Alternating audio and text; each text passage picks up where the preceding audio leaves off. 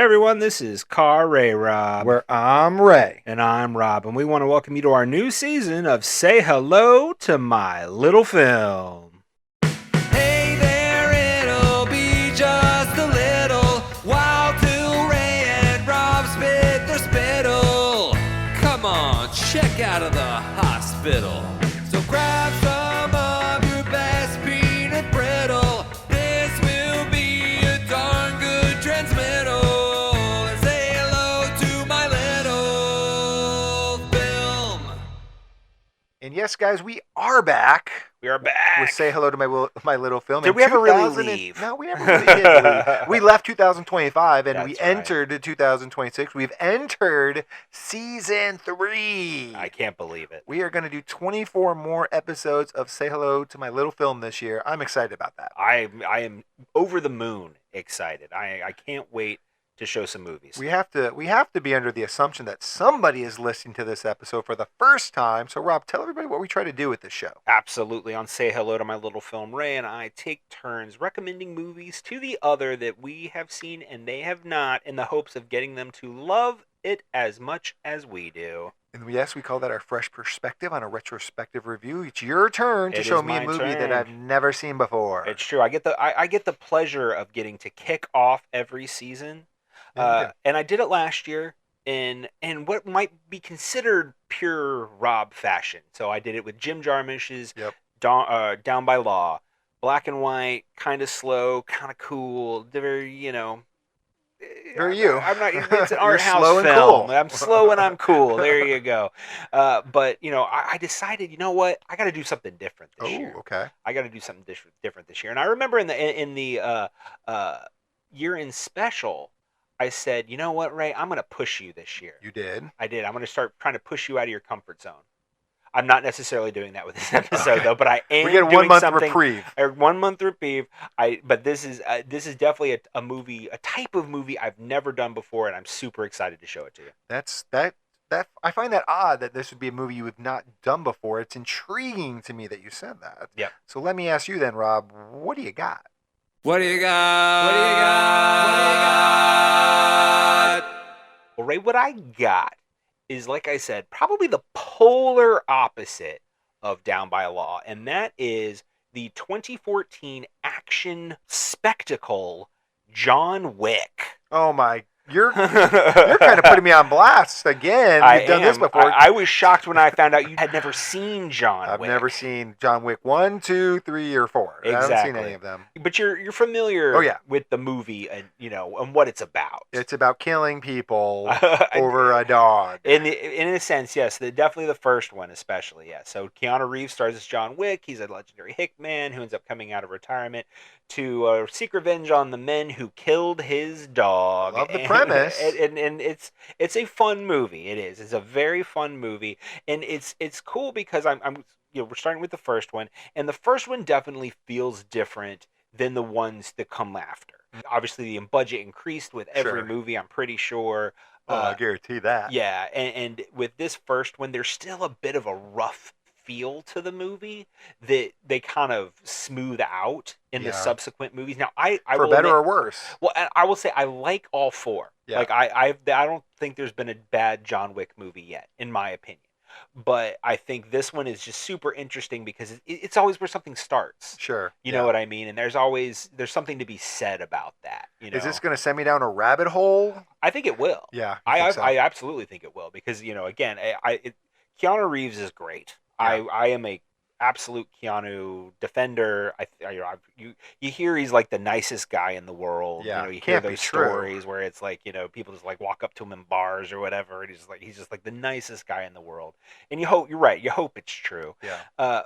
He's not necessarily the nicest guy in John Wick, but it's a lot of fun to watch him because it's also I think even though it's funny. Like he was in some really great action movies. Some of my favorite action movies. Matrix. Point Break. Yeah. Is one of my favorite action movies, if not my favorite action movie of the 90s. Speed is way up there as well. Like you said, The Matrix. So it is interesting how maybe might not necessarily think of Keanu Reeves as an action star, but he is. Sure. And has been for a long time. But I do think John Wick are the movies that kind of solidified that for people. So it's kind of a I guess an interesting look at this like new era of Keanu and the I guess the phenomenon, if you will, of the world of John Wick, because it is rich. Like it's a rich world. That there's they've spin-offs now. I mean, I've been out of the loop for a lot of different things. So now you're actually gonna put me into the loop. Yep. I appreciate that. The gun fu, I think, is what they call it. Something like that. Yeah, they call that it makes like sense. gun fu or something like that with John Wick. So it's a lot of fun. I think you're really going to enjoy it, and it is a way to, go big to kick off our brand new season of Say Hello to My Little Film. Let's do it. Let's kick it off. Let's do it. If there's some person out there who somehow is like me and you've not seen John Lame Wick, like Ray. pause the podcast, go watch it. That's what we're about to do. Once you're done, come back, unpause the podcast, and you're going to listen to me and Rob talk about John Wick and see if I have come to love this movie as much as Rob does. Ray and Rob are currently watching The Film. You may be also watching The Film.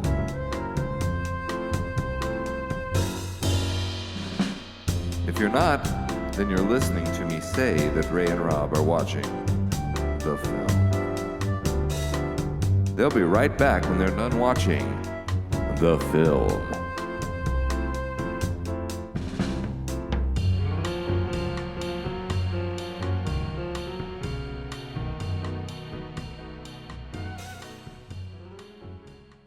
That's right, everyone. We are back from watching John Wick. Luckily, neither one of us was shot. In the head. Because Blam, that's blam. what he did. He Lot did of that a head lot. shots. He did that a lot. He was a professional. He was a professional. Anything, it's a headshot guy. Whoever, like, the CGI guy that was in charge of, like, the gun flash, like, he made his money. He was put to work in this movie. Hardest working man on this movie is the muzzle flash. Yeah, 2014, he earned that paycheck. Absolutely. But, so, we've as I kind of said before, John Wick has become a full-blown universe at this point. There's 4 movies, a prequel mini-series on Peacock, The Ballerina, which is a spin-off movie. I know of the world, yeah. So there's a lot to it, but this feels smaller. It's that genesis of this whole universe. But, as I'm watching this movie, it hits me even more, maybe every time, but it's just like, this type of throwaway action movie, they make them constantly. Right. You know what I mean? Like, it's what's kept Jason Statham, like, working for the last 20 years. He's a beekeeper. He's a construction site worker. He's everything. Right. He's always an assassin. Yeah. And I think it brings up an interesting question, and that is, why John Wick? Why did it survive? Why did it not? Yeah, why did it survive? Why did it become like a full-blown universe? Because some of those movies get sequels too. I'm not saying they don't. Yeah, they go right to the Sci-Fi Network. Right, exactly. But it's not like they become a full-blown universe. No. I mean, John Wick is a skin in Fortnite. Yeah, you know what I mean. These You don't movies are see that with Jason Statham. Yeah, no. These movies are getting bigger and bigger and bigger. They're making more and more and more money. Yeah. And so you're saying why? Right, exactly. Why did this one stand out? And is it Keanu Reeves? That's the real question for me. Is like, is it Keanu? There's a lot of elements to the movie that I think are interesting, but with another actor, would it work? You know what I mean? If you took him out and put any other B-list, C-list action star wannabe in this movie, is it still John Wick? You put Jason Statham in John Wick. I did not want to call out Jason Statham Would that it way. be as I popular? have utmost respect for Jason Statham. The man's working. That's essentially what we're asking. I mean, I cannot fault the man for working. No, he's working a lot. And he's working a lot. Exactly. But you know what I mean? But if anybody else was John Wick, would it be what it is? So I think that's kind of a question that's bubbling in my mind. I think that's a great question, and I think one way we could maybe dissect it, since I have to be able to answer this at the end, is let's talk about some of the other things it could be. Right, because is it even worthy of it? So, yeah, I think because so. we don't even know. That's the thing. Right. So we need to see through your eyes watching this movie. Is it, would you go farther? Is there anything worth going further into this universe? Right. Well, one thing I knew from the outside perspective is that one thing people like really dug or thought was ironically in a good way was that like this like John Wick's story, and this is kind of like what I would summarize is what I knew about the movie going in, was like John Wick is inspired because somebody killed his dog, and like it's Right. cute that it's like such this big thing. This such a deadly assassin is created off such a little thing, Right. such a small thing. So maybe we could talk kind of about the plot, or like I don't want to say lack thereof, but the thinness of it, and be like, is that a strength or a weakness? Sure, absolutely. No, I think that Start there. Yeah, the nuts and bolts of what makes John Wick tick. Yeah, the movie, not the man. Well, right. Well, and Or both, both, really, yeah. really, both, really. Yeah. I think that's the thing, because I think that, and again, it kind of all comes together in the final package. Yeah. So yeah, no, let's do that. So if we dissect the plot first, kind of this, does it center all around the dog? And first of all, I would say I don't think it really does. Like, I don't think it's like he didn't just do this because of his dog. Like that was Sure. that was a straw that broke the camel's back. Right. But and to me, I also say, like, for the first time watching, like, he's with that dog for like 16 hours. Yeah. Like I really expected this to be like an old dog, Sure. like a dog that he like raised from birth. The thing, like, he taught it how to pee outside. He went through the whole like thing. But I think that the real crux of that, and this kind of goes back to John's ghost just in general, and that is his wife. Sure.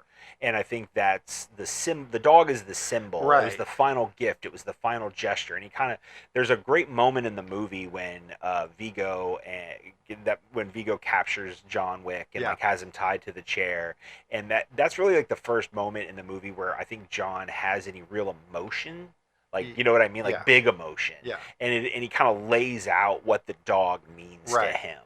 And I think that kind of helps solidify why. Because multiple people ask him throughout the movie, like, it's just an effing dog, you know what I mean? And like, but it's not, and it's more to it. So I think you're correct where he has the dog for such a short amount of time, but it means more than just the dog. I agree. And so that, to me, I'm almost like, okay, well, if like a lot of people say that they like this movie because of such a simple, cute, like, launching point, like, no, that's not really the launching point, though. So that can't be the reason what made this movie as good as in that way. You know what I'm saying? Sure, and I think that that's somewhat fair.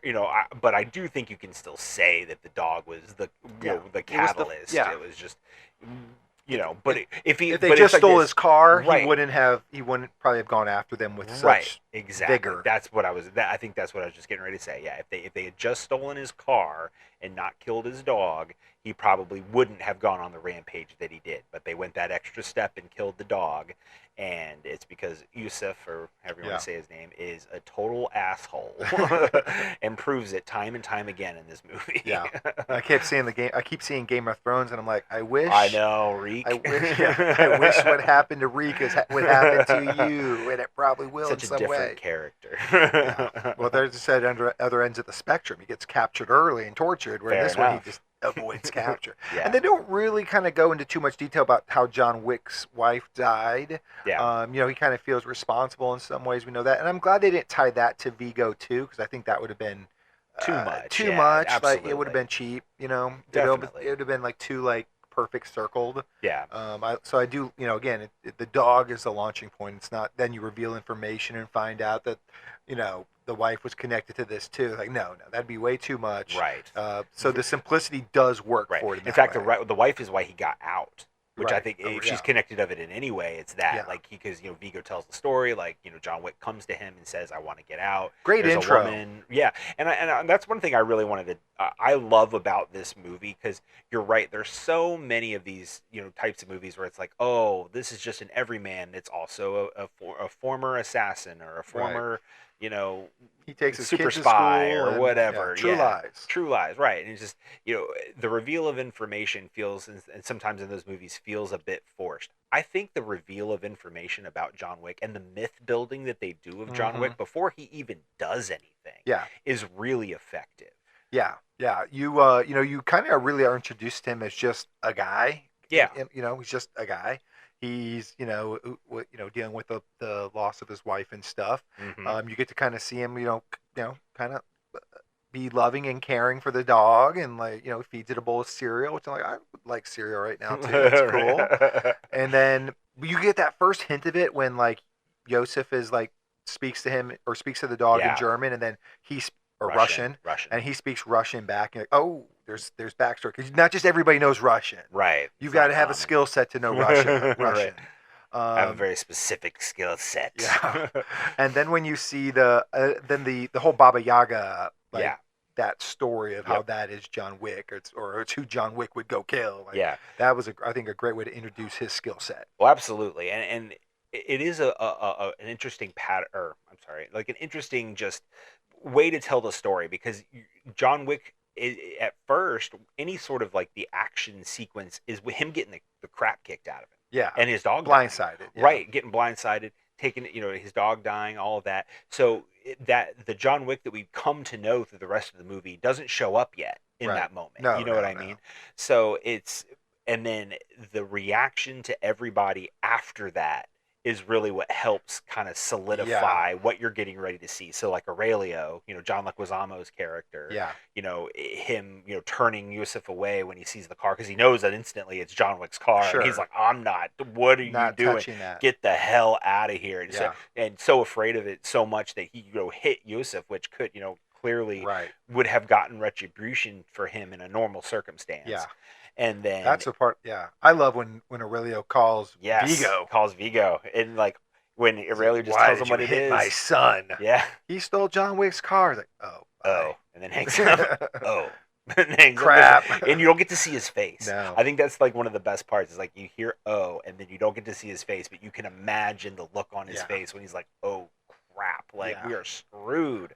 Like the big bad is like legit scared of the main character. That's interesting. Right, and like I said, the way that they kind of pace that in that first act is really effective in that way. Yeah. Because then you see Vigo, he kicks the crap out of Yosef because he's Yeah. like, "What are you doing? Like we're all gonna die." Right. Yeah. He's not wrong. Yeah, and I love there's that you were kind of talking about the Baba Yaga aspect of it, and Vigo has the great line. He isn't the boogeyman. He's the one you send to kill the boogeyman. Yeah. You know what I mean? Yeah. And like that's it. Like that's the tone of the rest of the movie, and Yeah. really the rest of the franchise. To be fair. Yeah, his skill set is set at that point. So like when they send a team to go get him at his house, Yeah. and you can even tell Vigo's like, this won't work, but like maybe he's rusty. Let's give it a shot. Yeah. And now you already know, like, all right, I'm expecting to see a badass. I'm Yeah. expecting to see some guys can handle his stuff, and you do. And I think that's a great little set piece in his house. Like he's just really efficient. Yeah. Now I will say, like, I don't want to say I was disappointed in these set pieces, but I feel like the reputation that at least that it has now is so much bigger. And that's because of the movies that come. Yeah, I was gonna say, That's the is movies this that like come. the birth? Oh, and yeah. they mature greatly from here. Yeah. Absolutely. Well, and again, they made it for I think $20 million. Yeah, probably. I mean, it looks more expensive than $20 million. Yeah, that sounds cheap. But it's still only $20 million. So Yeah. that, there's only so much they're going to be able to do for Oh, an sure. action movie of this type. Well, and the action And- is good. It's just like and it's it is good. kind of thought of as like the pinnacle right now, Right. in action. And I'm like, I don't know if this 2014 movie is the pinnacle, Right. And it's but I could see it as a launching point. and it's where it goes exactly. So like you'd have to continue on because they do get bigger. In fact, so much so that some people like even almost say it's like almost like video gamified by like the Sure. fourth movie. You know what I Yeah. mean? And I think that's kind of going back to what I said earlier. What makes this movie so interesting is it is the beginning. It is that kind of like scrappy. I'm Yeah. going to make this movie, this action movie kind of thing. And it's like, in the world that it launches obviously becomes, so much more. Yeah. But, you see those kernels Yeah. in this and it feels hungry. Like I've got something to say. I'm going to say it. I'm going to do it. And yeah, it's not going to be $100 million movie, but I'm going to, kick the crap, Yeah. kick the out of it for, $20 million. One other thing that I found to be really interesting that could have been maybe something that I don't know if fans caught on to in 2014 since I wasn't a part of it, but like the idea of the Continental itself seemed really fresh to me. Like, Oh yeah. Mhm. not something that I feel like I've really seen all that much before, where like all the hitmen in the world kind of have this like hub Definitely. where they can go to, and there's inside rules, and I found that to be really interesting.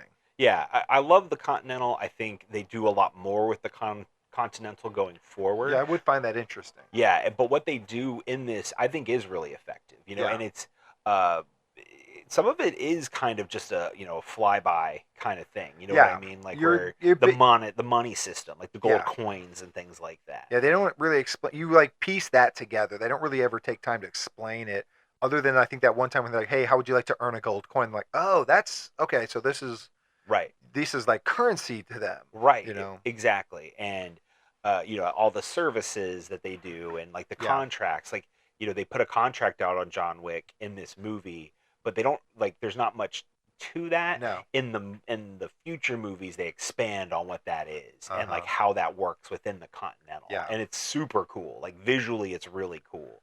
Yeah, And- and I really didn't feel like I'm like, oh, he's at this hotel, and I get that there's like, okay, there's an underground club, and I guess that's it.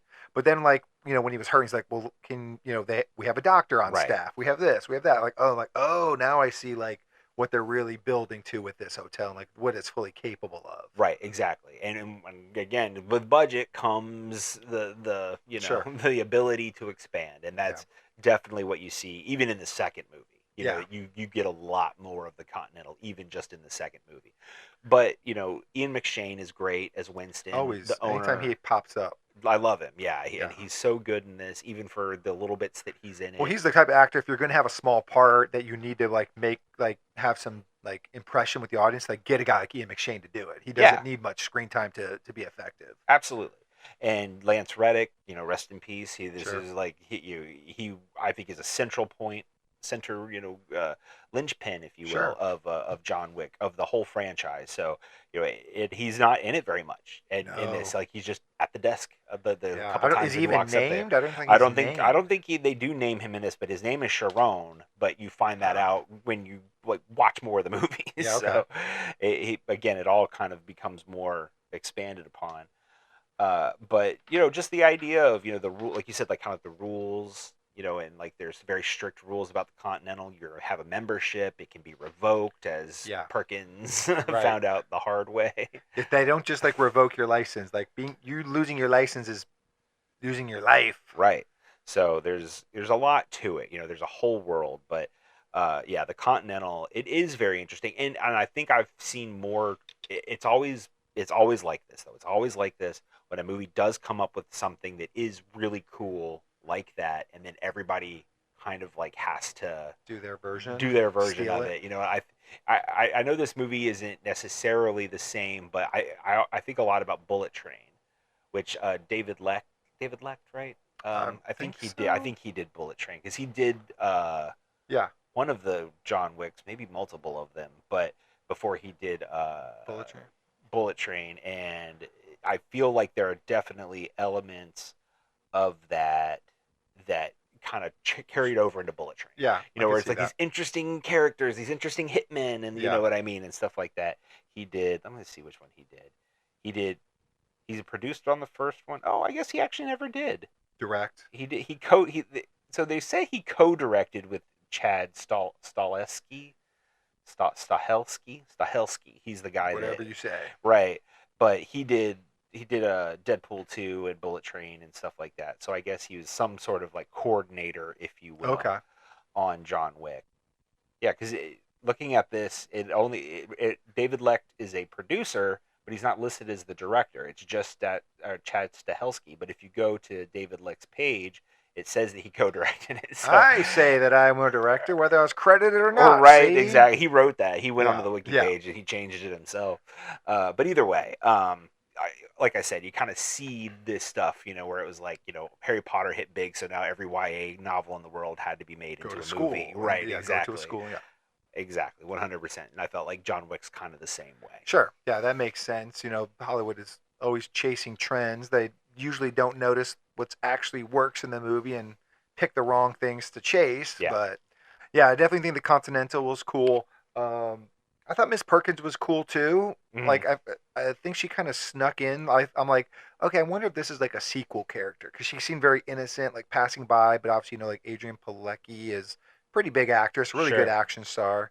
But I liked how they used her, and she was the person that kind of gave him up. Yeah. I didn't really see that coming, it was kind of obvious when I thought about it. But I'm like, of course she was the one. She's the only person they've actually talked about in this Right. hotel. But I thought it was like, I don't know if I thought it was too obvious and they were going to be friends or something. I guess I was expecting him to find a love interest. But again, the plot is pretty straightforward. Yeah. Which I enjoyed. And, I also like that it wasn't hard to keep finding Yosef. Like, it wasn't a mystery. Like, he Right. found him pretty easily. It was like, we are able to get to set pieces pretty quickly. Yeah. I think that's some of the charm of the movie is that, it's like, don't call it John Wick if you're not going to get to see John Wick be John Wick. Right. And do his thing. Yeah. Well, and it's your classic revenge story. Yeah. So I mean, it's kind of a freight train, if you will. Like, Yeah. it just keeps going. And I agree. There's no lulls. I think that's also kind of what that helps avoid. Paced well in Right. that way. And one thing that I find really, maybe going towards our central question about John Wick that works for me is the overall tone that they're able to maintain through the whole movie. And it's almost like almost visual music, if you will, like where it's just there's a flow to it that works. The funny thing is, I think on the surface it could feel very monotone, Sure. if you will. You know what I mean? Like, even and that could go a lot to Keanu's performance when he's not having those big emotional moments like he has when he was tied up. He keeps it very, very level, even though the action is big. Yeah. You know what I mean? And I think that's something about John Wick that's very interesting. The interactions between people. Sometimes people may even look at this and like, oh, well, it's kind of stilted. They're the way that these performances are, especially the interactions between people. But that's not how I see it. I think it's just there's kind of more of like something that a moment that comes to mind is after Perkins attacks John Wick in the hotel room, and they end up in the hallway. And then Harry comes out of his room. Yeah. And they're just like, hey, Harry, like, right. You want to earn a coin? Yeah. You know what I mean? Like, those moments feel like they could be, like, you almost be accused of bad acting. Sure. But I don't think that's what it is. I think it's a tone of the movie that I really think sticks from beginning to end. Yeah, because I think to me, the way I interpret it is like, these are all people that have like hidden lives, Right. like their lives are secret. So like they're not going to get into deep conversations with each other. They're going to keep it short, sweet. They're going to be guarded. Yeah. They're going to hold, their cards close to their vest. So that's how they should interact. Yeah. I feel like it would come off campy if it wasn't that way. You know what I mean? Like, hey, Harry, can you tie her up when you want to have some coffee and talk about my day? Like, right. No, I don't want to see that in this. It's very professional. Right. Very like, like this is just our day. Right. You know what I mean? Normal stuff. Exactly. And one of the interactions, actually probably the interaction I loved the most was after that first set piece when he's like kills everybody in his house and the cop knocks on the door. And I'm like, you're kind of like, oh shoot, how's he going to get out of this one? Is he going to kill this innocent cop? I'm like, dang. And no, it's like the cop just kind of like, I know John Wick, I guess. You're working. I mean? You're working again? No, just clearing some stuff up. Oh, okay. Well, I'll leave you to it. Yeah, I mean, he clearly sees dead guys. John Wick's covered in blood. Right. I just thought that was kind of fun. Again, it just kind of lets you know, like, all right, people know John Wick is like not one to mess around, but it also kind of showed you that like the cops didn't view him as a bad guy either. Right. So like maybe he had this code. Like, there's just interesting things that you can do in your mind as you kind of build up, like, who is John Wick? What was his past like? As it's not spelled out on the page or on the screen, but kind of gives you room as an audience member to invent things. Sure. Like, I'm inventing that cops like him. He must have been a good guy. He only killed bad people. Right. So I can kind of personalize in my own way. Absolutely. Well, and even like kind of how I said we were talking earlier about the fear. So like with Aurelio, it was like there was that fear when he was talking to Yusuf and like get the car out of here. Like, I'm not getting involved with this because I don't want to end up dead. Get out of here. But then when he comes to visit, or when John Wick comes to like talk to Aurelio, their conversation, he's not afraid of John. No, it's respect. It's respect, exactly, and he seems to genuinely like him, and it sticks out to the movie, or sticks out to me every time I watch the movie, how all of these people always say, "I'm sorry for your loss." Right. You know what I mean? Yeah. So like you got what's coming to you. Right. Or just exactly. Or just the fact that they even acknowledge it at all. Right. There's like this genuine connection between these people that I think is so interesting. Like I said, it can come off stilted maybe in some people's minds, but I think that there is a genuine connection. The bartender, it's such like a throwaway moment. Sure. But like when he comes up to the bar, and you can tell like she genuinely cares about him, and it's not like a sexual thing either. Like there's like a, you know what I mean? Yeah. Like there's like a They're definite, not flirting necessarily. It's like a right. Like Yeah. he's a good guy. Right. She knows he's a good guy. Yeah. In this moment, she's gonna take care of him because she knows he's a good guy. You know what I yeah. mean? And went through something that sucks. Right. So in those moments, I think that kind of humanizes John Yeah. even more, which is great when you're kind of counterbalancing it with this Baba Yaga, persona that you're kind of watching on screen Yeah. in these action sequences. Yeah, well, and it's just, they're. I think they always kind of struggle with this in like superhero movies. They're like, yeah, he's a great person, but he just murdered 50 people. If you think about it, so Right. like, is that good? But and that's kind of what John Wick. We were seeing him murder countless people who've got Right. kids, they've got wives, Right. Sure. but we're still like, hey, no, you got in John's way. He didn't come after you. Right. He wouldn't Well, have. it's he the wouldn't have killed Hitchcock you. thing. Yeah. It's the Hitchcock thing. It's You're a- always you're gonna root rule. for You're the always gonna root for the protagonist. main guy. Yeah. Yeah. No matter how bad they are. Yeah. Yeah. But I think I do really love like you're kind of talking about just like the indiscriminate killing, and maybe like the biggest set piece. I don't know. You may dispute this. For me, is the bathhouse club that Yeah. Yusuf is in, and which is being guarded at the door by Kevin Nash. I know. You caught that. Oh, definitely. I wish Speaking there was Russian. more Kevin Nash in this movie. I would have loved to see him fight Kevin Nash. Right? Like you kind of, I almost wanted that in that Yeah. moment. I'm like, is Kevin Nash Powerbomb Yeah. John Wick. Yeah. I remember the first time I watched this movie. I'm like, holy crap, it's Kevin Nash. Like, Yeah. this is awesome. Is he gonna fight? Cause that'd be cool. And then you just go, Francis, you take the night off. Thanks. Yeah. And like that's it. And like, no, Kevin. Well, come back. it's also a great way to subvert expectations because you see a Definitely. 7-foot guy, Right. They're like, oh wow, I can't wait.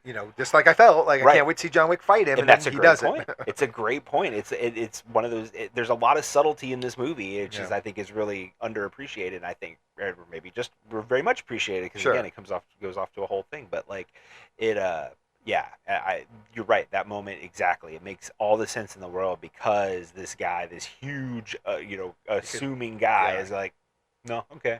I'm not gonna fight you, John. You're Right. good. Like, Yeah. And he's a doorman for a gangster. Like he can handle his own. right. He's This is had a guns dangerous pointed dude. at him Yeah. before, He's a dangerous dude. but he's not gonna mess with John Wick. Yeah.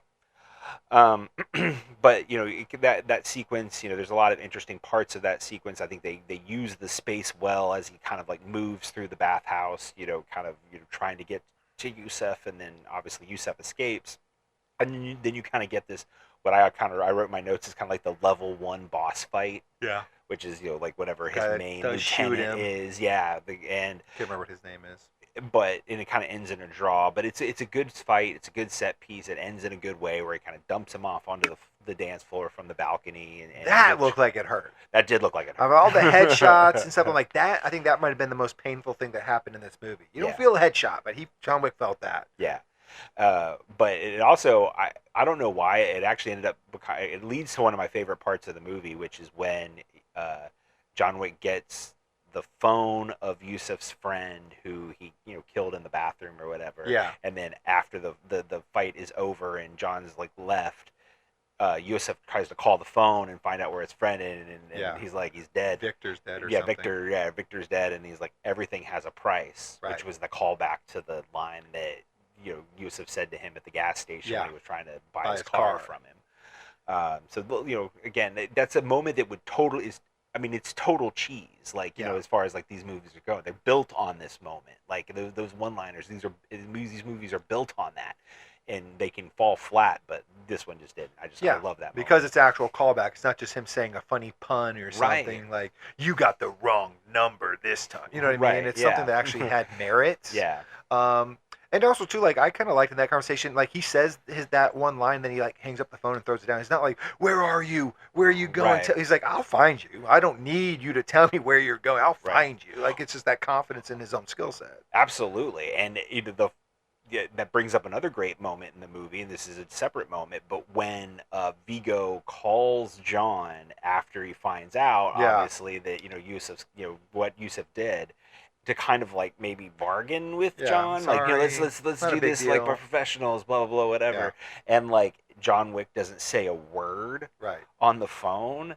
And then when he hangs up, and Dean Winters, he plays the he's Chaos in the State Farm Mayhem. or something. He's Mayhem, and he's Dennis Duffy in 30 Rock. He's a funny guy, but he plays the lawyer, and he's like, "What did he say?" And then Vigo says, "Enough." Yeah, which was nothing. nothing. And again, it's those little things that just like they work. They're like little devices, but I'm telling you, it builds the myth. Builds the myth of John Wick like before your eyes, which is really impressive. One thing I'd like to kind of think about too is like how they work the ending, because the whole movie is about killing Yusuf until you kill Yusuf, and then it's like, all right, now the movie's about, now we're chasing something else. Right. Like, we think we're done. Right. We think it's over, and I think first of all you have to talk about Marcus to kind of get to that point. Yeah. And I thought they kind of use him very effectively early on. Like clearly he's friends with John. They had that conversation early. Marcus goes to check in on him, see how he's doing. But then he gets hired by Vigo pretty easily. And I guess I'm like, well, you're a crappy friend. That was like a couple $1,000,000. What's a couple $1,000,000 amongst friends? Yeah. But he gets hired to kill Wick, and to everybody in the world, when you watch this movie the first time, it looks like he's gonna shoot him when he's sleeping in his bed at the Continental. Which I'm also like, this hotel should probably have bulletproof windows. You would everywhere. think that's a really fair point. You would think, but yeah, he's not. He wasn't there to kill him. He was there to wake him up. He was like guarding him. Yeah. And so then you see this he's this guardian angel where he shows up a couple times and saves him. Yeah. Which is really cool.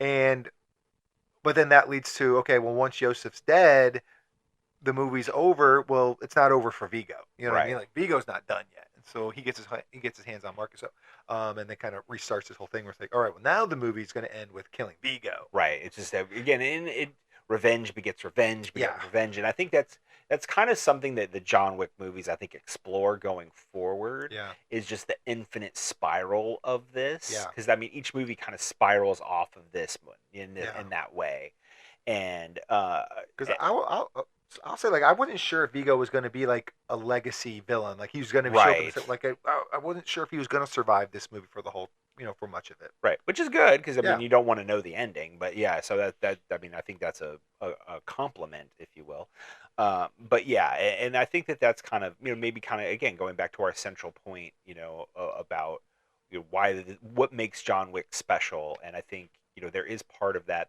goes with this idea of. A lot of these movies sometimes they kind of glorify this person. You know what I mean? Like the John Wick character. Like you said, I mean, he does kill a lot of people, and he knows that, and he talks about that multiple times. It's like we talk about I am cursed. I think Vigo's talking about like we are cursed. He's like, on that I agree with you. Right. You know what I mean? We're both cursed. And they were talking about his wife, and she was her life outside of the life. He's like better than I ever deserved. Right. It's like. John Wick doesn't even want to be John Wick. Sure. In some ways, you know what I mean? Yeah. But that almost makes him more endearing. Yeah. And makes you root for him more. Even when he is doing these bad things. He wasn't trying to get back into the business. Right. And if you just gave up Yusuf, nobody would die except Yusuf. It'd be one dog for one son. Sure. But you keep throwing obstacles in my way, I'm going to hurdle them. But, well, should we talk about Keanu? I mean, that's the... Well, yeah, so let's why not? Let's talk about his performance, and we've kind of touched on a lot of things, but obviously he does carry the movie. I think he's probably in 90% of the scenes. So it's got to work. Yeah, for me, a lot of it, as far as the overall question goes, what it makes I do think a lot, for me, a lot of it is Keanu, and I do think his performance is really great. I think it is quintessential Keanu in that way, because I think if you break it down to like 90s Keanu, like in Speed, when you talked about in the intro, Point Break, these big action movies, Matrix that he was kind of in, maybe more so the first two than the Matrix, because maybe that was a bit of a shift. But like in those movies, there was a bit of a, I don't know, like maybe the cockiness of youth or whatever in those movies. You know what I mean? Sure. Where it's like he's a little more boisterous in his performances. At this point in his life, he has that kind of like monk-esque like zen to him, to his performances, and a lot of the things that he's in. And I think it works in John Wick specifically because of that tortured nature. And I think it helps kind of bring out that I guess that those deeper levels of the John Wick character.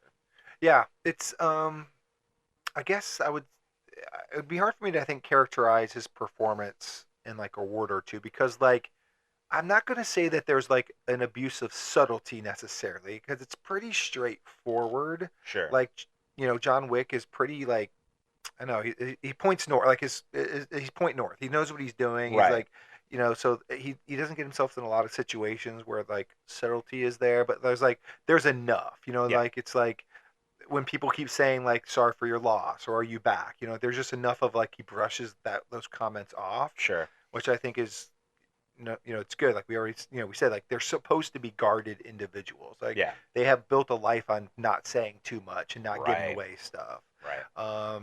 So it's like he's perfected this task. So like we kind of said, like it requires you to do less. So when you are going to do less, like you do need a guy like an actor with some bravado that can, I don't know, like hold the scene or Yeah. be interesting to look at or just Yeah. something.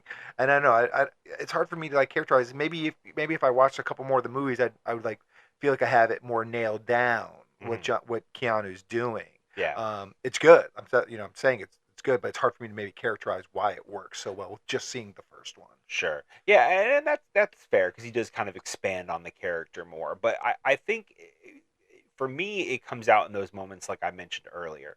So it's that quiet bubble underneath the surface. Yeah. That simmering and like the pressure cooker. Yeah. And it's those like the moment when, like I said earlier, when Vigo had him tied up and he kind of had that emotional break and he kind of like finally let like these feelings kind of flood out of him and like true emotion. Yeah. I think those are the kind of moments that again it kind of contextualizes everything that came before it and everything that's going to come after it. Yeah. And I think for me, again, it's like I said, it's that Zen type moment, the Zen, I guess, layer, that top layer, Yeah. if you will, kind of counterpointed with the violence, and then those moments of I guess the pulling back of the veil, Right. and those emotional when he beats, bursts out a little right, bit. that kind of that whole mosaic for me is what I think becomes the John Wick character. Yeah. Yeah.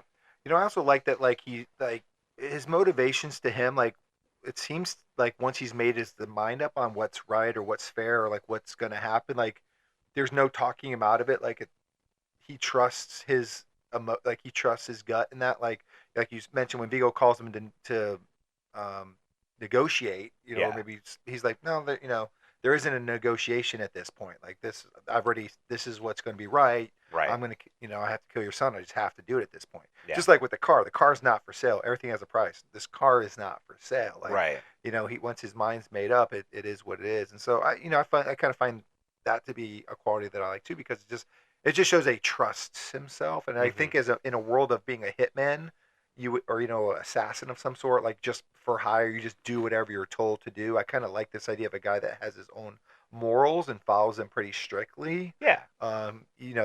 Again, maybe I'm inventing backstory. Maybe the movie like lets you do that enough in this one. Yeah. But I can imagine a guy who doesn't just take every contract that comes his way. He's choosy and stuff. Right. And so, I think like I said, I think there's something about the character too, that just maybe melds with what Keanu does well. But I do think it's a good character in that it's better than the Beekeeper. You know what I mean? Like, okay, it's a guy who he well, I never watched The Beekeeper, Right. but I can't imagine it's much more than. No offense, no, yeah. Jason. We never watched The Beekeeper. It could be a great movie. You know what? I'm going to go watch The Beekeeper now, just because I feel bad that I feel like we're dogging on Jason Statham, and I actually like Jason Statham. Yeah, it's more of an example, but like I would imagine, okay, he's a beekeeper in between hits. Yeah. It's not really his identity. You know what I mean? Where I feel like we learned so much more about the character John Wick's identity in this movie. Yeah. So I will say, like, I think the character John Wick is better than some of those other movies, and I think that helps the movie too. Yeah. Well, and there is a humility to John Wick that Sure. I think is interesting. Again, kind of this self-awareness. Sure. Where he, except where he knows he's a bad guy and he's done bad things, and he was able to kind of get his head above water for even just a little while. Yeah. And he very much appreciated that. You know what I mean? And it wasn't wasn't wasted, or anything like that. And now that he's kind of pulled back down into the depths, there's a great line. Speaking of that, I think it's Winston who talks about it, like dipping the toe back in the lake. Oh, here it is. Like, yeah, it's like when he first meets Winston at that underground club. He's like, you dip so much as a toe in this pond, and something might reach out and drag you back into it or whatever. Which is foreshadowing. Right. Seems to be. And again, the world that continues on even after this movie. But, I think that is something with the John Wick character, and what, Keanu puts into it is this idea that, well, I've got nothing left to lose now. Yeah. I've lost everything else, and now I'm going to, again, kind of maybe try to get to figure out, like you said, what's right, and make the world right again. But obviously he gets caught in a cycle, and that's the whole thing. It's like revenge is a endless cycle. Luckily for Hollywood, because they would make 3 more movies based off that. Absolutely. But now that, we kind of centered the question on Keanu in a lot of ways, like, is Keanu what makes John Wick work and make it worthy of the universe that follows? Yeah. So I think now that we've kind of gotten to him, now we need to answer the question. Answer that question. We've kind of talked a lot about the movie. We talked about Keanu. So here we go.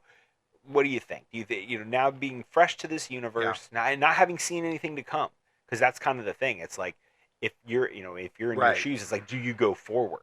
You know what I mean? Like beyond the first movie to even find out what's there. But, just for John Wick in general, which on the surface feels like a throwaway action movie, just, if you read just reading it on paper, what makes John Wick work? Yeah, I think this is actually one of the tougher questions we've ever had, honestly. And because, and it's not philosophical. It's not philosophical, but it is theoretical. Right, like, it's still we're hypothesizing, because, and I'm also, like, tainted with the knowledge of some of the things that, like, explode out of this, like the Continental, like, that the world expands. Right. And, like, so I'm like, all right, because to me, I would say John Wick, is really famous for its action Right. But I wasn't really there when this first one came out, so because I'm kind of thinking, like, what made the sequel like a definite? You know what I mean? Why did John Wick 1 make so much money in its box office? Right. Because the Continental wasn't expanded upon at that point. Sure. And the idea of the Continental wasn't in the trailers. That didn't make people go. Right. You know what I mean? Yeah. The action wasn't expanded on yet in that first one. So, when I watched the movie, I'm like, what made this work? And you'd have to point to, like, all right, the action was good. It was cool. The plot was simple in a way where I think it's like, it's fun. It's a fun movie. It's brisk. Not that it's short, but it's paced well, and you're constantly moving. So, you can definitely see, like, older guys, like, definitely going to the theater to go see it and stuff. But I do think Keanu does add a lot to that, and I think he definitely helps get people through the door and then makes it digestible. I do think there's an aura that Keanu like puts out there that I don't know if Jason Statham, we're going to do it one more time, puts out there. Jason, I'm sorry. I don't know. When Jason is quiet, I feel like it's because he's not a great actor. When Keanu is quiet, I feel like it's a choice. Ouch. It's a choice. I mean, I've seen Snatch. I've seen Lock, Stock. Jason knows how to act. Don't give him that. No. Again, Jason is he's a fill-in for just, for everybody in that one. But, no, I think you got to give Keanu his due. I think maybe it's just the pedigree that Keanu had coming into this movie, with some of these other action roles that he's had before. Like, he was bankable in this way. Obviously, Speed and The Matrix, people like action star Keanu. Yeah. And then so, like, I think that gets you through the door, and then I think his performance doesn't disappoint. I think the character's interesting. The world had enough stuff where you could, like, definitely say, like, repeat viewing, like, that was really cool. I'd go watch it again. Yeah. But I do think Keanu is, like, the linchpin of the movie. Yeah. I do think it would be different if somebody else was there. Like, I don't know if it would be as endearing or whatever. Yeah. And I think it's because people know Keanu's a great guy in real life too. That you almost can. That definitely helps. You can see that, like, that's what John Wick feels like. He's, like, on the list of, like, probably, like, top 5 celebrities you hope you just run into on the street. Yeah. I'm pretty sure Keanu Reeves is on most people's top 5 because I've heard he is a sweetheart Yeah. in real life. Yeah.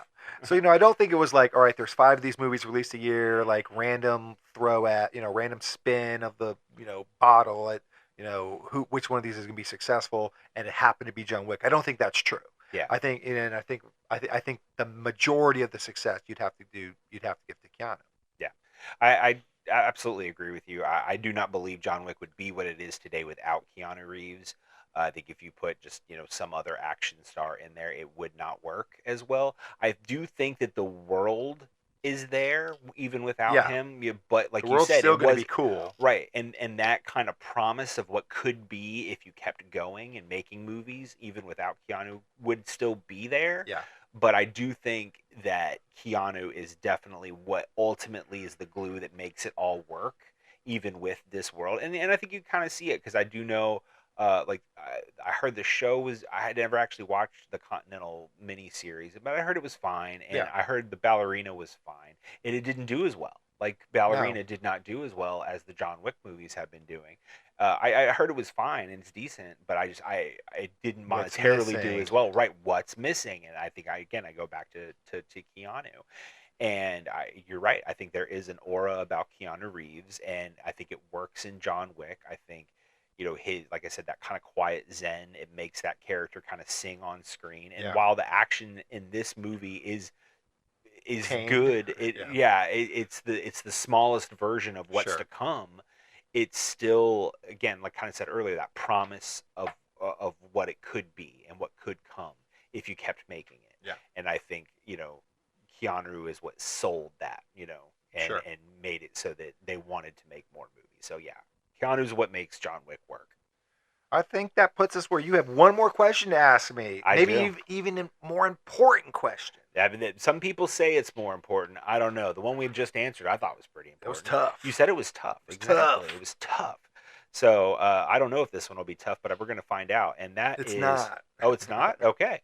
Well, here we go then. Ray, the ultimate question. Did you like John Wick, and would you recommend it? I did like John Wick. All right. I would recommend it to people, like you recommended it to me. So thank you for doing that. A very different movie than you usually. I know. I wanted to kick off season 1 in a different way, and I did. Yeah. I think we've nailed on every reason why I like this movie and why it should be recommended. I really just, the action was fun. It was, like I said, I know it's a more tamed down version than what the other movies are, but it's still fun. Yeah. It's still good. It's cool to see a guy that can just pull off headshot after headshot, not really miss much. Right. Like, the anti-stormtrooper is very cool. Gun fu. Yeah. There is enough about the story where I was always intrigued about, like, oh, can I hear more about this, please? Yeah. So there's that kind of stuff that's like when they're not in the set piece, the movie doesn't go into a lull because it introduces you to stuff that's cool and intriguing, or people that are interesting. So it's a great way to use those in between scenes. And really, the best compliment I could give it is, you can tell me a show is amazing, but if there's like 3 seasons of it, I'm not watching it. I'm not starting that far behind and like gonna go catch up on everything. I'm not gonna go commit to watching like 20 hours of TV just to see one good show. Like, I'll just wait to the next one and start fresh. But now that you started me on John Wick 1, I'm probably going to have to go down the rabbit hole of the next 3 movies. Yeah, I was going to say, now that you like this one, I have to recommend 2, 3, and 4. And we're not doing that. We're not doing that every episode of the season, are we? Like, no. February's not John Wick 2 and March 3. Well, maybe it is now. You never know. No, it won't. I'm going to do it on my own, so I'll ruin it anyway. Right. Yeah, so. But what you need to do is you need to do it, and then every time we do a say hello, where what have you been watching? You got to tell me what you thought about the subsequent John Wick movies. Very good idea, and I think I will do that, sir. Well, it was a successful first episode. You liked John Wick. Loved it. I think that is a positive start. Fun. But I'm doing all the heavy lifting here, Ray. I'm doing all the heavy lifting. So before we go, you gotta recommend something to me. Recommend something to me that you've been watching that you've really enjoyed. Okay. A couple things that I think you would actually like. Of course, there's holiday season. We ran through all the Christmas movies. Of course. So that kind of makes some slim pickings for it to talk about. Definitely. But, there was that doc that dropped on the first 50 years of the Tampa Bay Buccaneers. Right. Raise the flags. Our favorite football team. I've yet to start it. That was great. I had to rifle through that, of course. It's like 10 episodes, right? Yeah. All pushing about an hour. Good Lord. Yeah, crazy. it is a lot of material. The owners of the Bucks paid for it, so there's some stuff they smartly skip over, I feel like. Sure. But all in all, really, really good job. It highlights some of the older teams that weren't, even I don't really know about. Right. Didn't know the deep stories about some of those because it's like just a generation before me. But then get to relive everything that you've kind of watched your whole life. It was super cool. So it was really, really well done. Super, super professional. It's great. It's worth checking out. There was that little doc. Speaking of more docs, I always like to watch docs on Netflix. Just saying the word docs. I love it.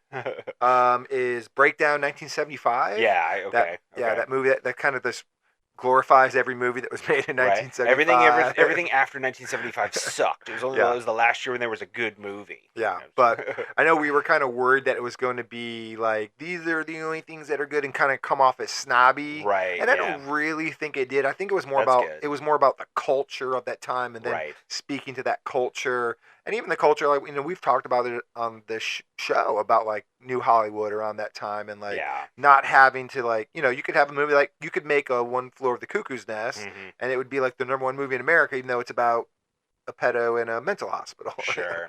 So it was an interesting time. Yeah. And a lot of good movies were made in 1975. Well, yeah, and I think I haven't watched it yet, so I can't speak in any real way about it in that way. But I will say it's. I find that kind of interesting for because I from what I gather, I remember watching the trailer. That was like, oh, they're talking about how Hollywood was then and like how it's changed now. And from like some of the talking heads that were on, I'm like, well, you're the reason it changed now. Like you invented the blockbuster. Steven Spielberg. Spielberg, I'm talking to you. Like don't get me wrong, I love Spielberg, but you're the reason why every studio like worries about money at this point. Right. Like if you. As much as I like the guy, you gotta admit that, and even Scorsese to some degree, not to maybe a lesser degree, but because it's not like his movies are constant blockbusters by any means, but it's still making money. Sure. So it's just it is interesting for them to be like, man, you remember when we didn't have to worry about making money? And then it's like, yeah, okay, I'm glad you can do that. Well, make a movie for $500,000 again, and you'd be fine. Right. Totally. Don't say no to those $20 million budgets, but. And then probably the real movie that I watched was I'm calling it Knives Out 3. Oh, I watched that too. Yeah, it was Wake Up Dead Man, a Knives Out story or whatever it's actually called. But Knives Out 3, I love the series, and I think this is right up there. Like I think I definitely like Wake Up Dead Man more than 2. Yeah, to me, I think so. Right up there with 1. I still think 1 is the best. I think 1 is just the most. I think it's the best whodunit in a while. Yeah. And it tells you who did it early on, kind of. In a very interesting way, the first one. But I think 3 was right up there. I agree. I think all the performances were really great. I think I enjoyed them really focusing on the priest, like the main priest, for like really the first half of the movie before Blanc even shows up. You know what I mean? And it's like, I think they really got you invested in the priest, which I think was a good call. Yeah. I will say, it saved it. There was a moment like in the end, like when they're like kind of I won't give too much away, but like the summation element of it, they did the little switch up of it where you're like it wasn't just like Blanc doing his normal summation. They kind of like did a twist on it, but for a second I think they kind of like freaked me out where I'm like, wait a minute, are we just gonna not like solve this thing for real? Or it's like it felt weird because it was like, well, you just did solve it. I don't understand. And then obviously so I won't ruin it, but what they reveal is how they reveal it is I'm like, okay, like this makes a lot of sense now, and it works.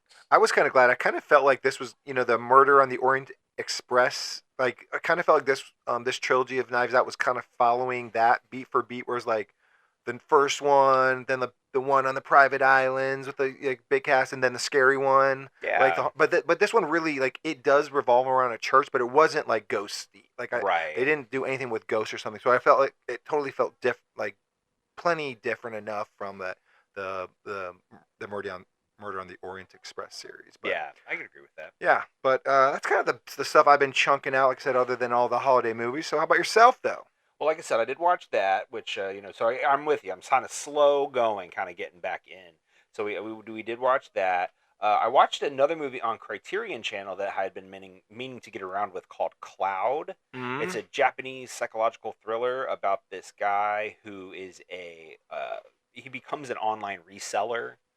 and it kind of goes into like the seedy underworld of that, Yeah. where he becomes like this kind of known commodity. He's just like a regular schlub working in a factory, and he kind of strikes it big doing this reselling thing, and because of that, kind of goes into it full time and becomes a, a a big wig, if you will, Sure. whatever this terminology is, and then kind of becomes the target of other resellers who are Yeah. like trying to find out who he is and where he is and all of that. Yeah. And it was a movie that at first I went in and I was like, I'm really excited about this concept because it's something I feel like I've not really seen before.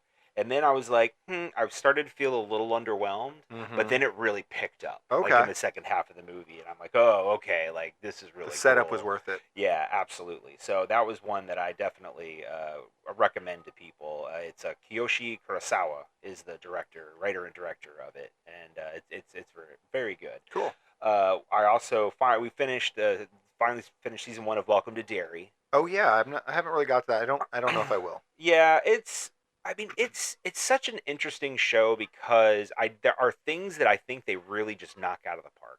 And it was one that I was like really on the fence about them even making, because I'm just like, I don't know, like I'm a huge fan of the book. I like the first, movies well enough. And I'm just like, I don't know, like when you're dabbling in prequel, you know how that Yeah. can just be really bad Yeah. sometimes. And I think there were some things that they did with this season, with this show, that I felt was too much. They kind of brought this military element to it for this, like the town of Derry, and I'm just like, but you're expecting us to like then go into like the 1980s and be like, oh, well, nobody knows what's going on now. It's Right. The freaking military were here like Yeah. 27 years ago, or whatever, and it's like, what are you talking about? And so that element of it was a little weird. They did some stuff with kind of the Native American that lived in the area, which they touch on obviously in the book, and they kind of expand on that a little bit, which I think is cool. Some of the stuff with the kids is interesting. There's even some stuff with like Pennywise and his origin story that I think is kind of interesting. Oh really? And so I think that's something that is worthwhile. Yeah. They're doing a second season though, and I don't know what that's going to. It doesn't have to be 20 years later, or 20 I think years they're actually before going this? before. I think they're Oh. actually going another prequel earlier, which I'm like, okay, I guess we'll see what that is. But but anyway, so like I said, 50-50 show, I guess, by the end. And Bill Skarsgård is still great though. Yeah. So like that's kind of like one of the big things. He still like really expands the Pennywise character in ways that it's still really, really amazing. The last one, and it's just kind of like the movie of the year, really. And I finally watched One Battle After Another. Yeah. Paul Leo. Thomas Anderson's movie. Yeah, Leo. And it was great. I mean, it was wanna see great. it. Yeah, Yeah. it was great. It was. I felt like it kind of. I was a big fan of Inherent Vice, and I know that was kind of one that I felt like people kind of like glossed over quite a bit of. And I feel like he kind of tapped into that a little bit with this, with One Battle After Another. But I will say I've noticed some people that have kind of maybe taken away the wrong message of what this movie's about, because there is like a whole political element to it. Sure. Because he's like a former revolutionary type guy, radical, kind of, and that kind of thing, but he's got his daughter now, and he lives, so it's this whole thing, and it's really a movie about family and like who your real family is, and like all of this stuff. So I think that kind of gets glossed over when people are talking about the movie, but Leo's great. Benicio del Toro is in it a bit, and he's just fantastic. Love to hear that. Like usually, as Love always, to hear that. yeah. Sean Penn is really great in his kind of creepy military role. But yeah, it's definitely worth checking out. Like I said, I know some people I've seen this kind of, it's overhyped. I see the word overhyped with it a bit. I don't necessarily agree with that. I think it's a great movie. I'm checking it out. It.